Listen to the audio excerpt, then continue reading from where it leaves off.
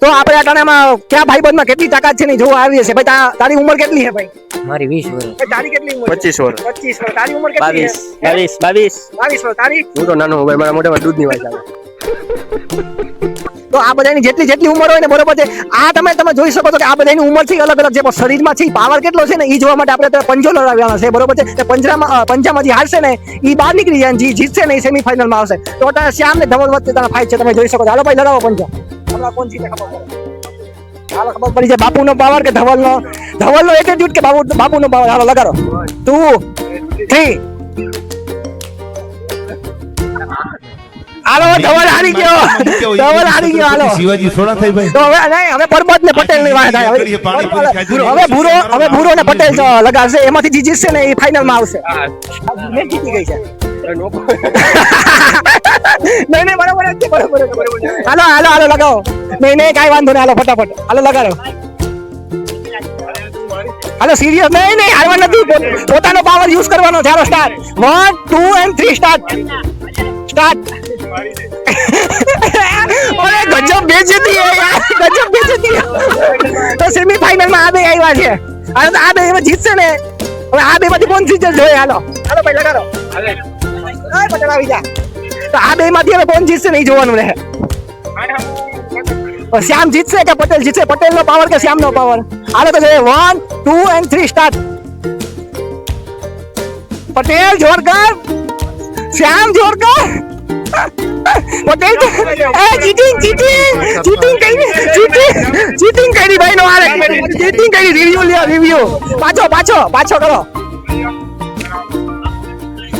Review લીધું છે, પાછું કરો ભાઈ. હાલો 1 2 and 3 સ્ટાર્ટ. પટેલ નો પાવર કે શ્યામ નો એટીટ્યુડ? પટેલ નો પાવર કે શ્યામ નો એટીટ્યુડ? કોણ જીતશે? પટેલ લોકો નો પાવર જીતશે કે શ્યામ નો એટીટ્યુડ? હાલો બે માંથી એક ભાગ તો કરો કે બે હાઉસિંગ કાઢેલા છો. હાલો પટેલ હારી ગયો છે.